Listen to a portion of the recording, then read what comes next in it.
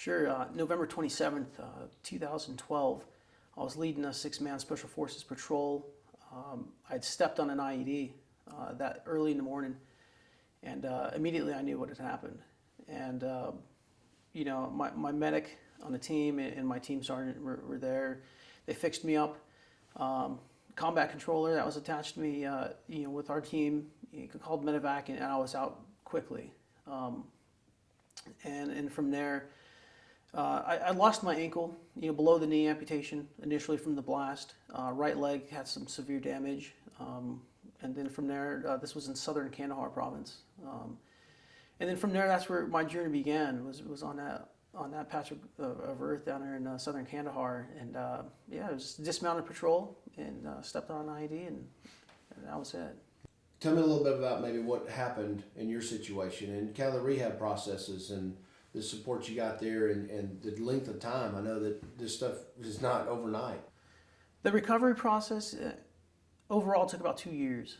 A lot of struggle with an unknown infections and diseases that doctors couldn't figure out what it was, and they didn't have time for the results. So it was almost every other day. They would take my left leg and make cuts, a little higher and higher each day.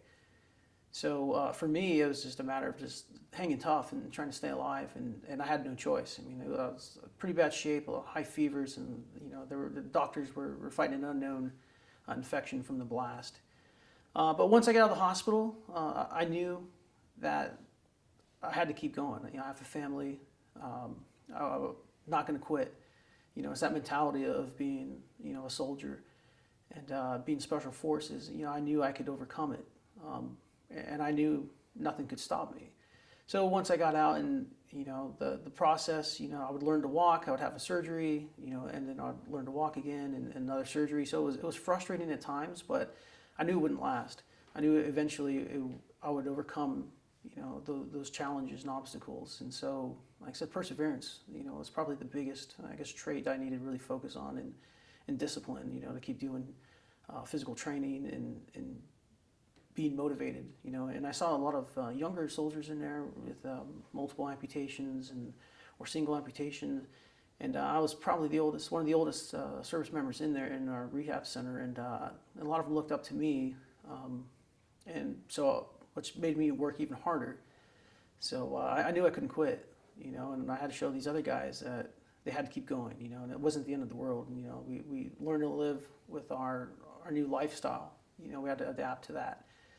And places like this, it gives us the opportunity to work through that, and find new challenges. And it's like I said, it's that spirit of just never quitting. To have a place like the Warrior Ranch that you can say, man, I can go there anytime I want to, and it's quiet, and I can do nothing, or I can do a bunch of things. But what does it mean to have something specific like that? It's amazing. It is amazing to find out that there are people that are very generous to offer that to service members and veterans and their families at no cost.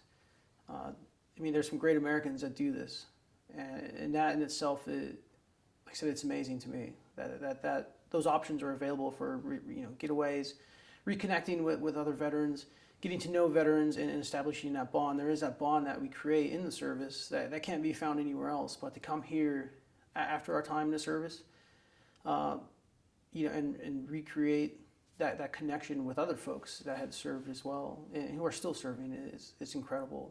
There's nothing like it. So to be a part of that here, it's an absolutely amazing thing to be a part of. Can and I've heard this, and I know that the VA has certain programs through the Warrior Transition Units, and I know a lot of guys can go fishing and stuff, but is it third parties like what you're talking about that can make really the most difference rather than going through a VA to try and do something like this?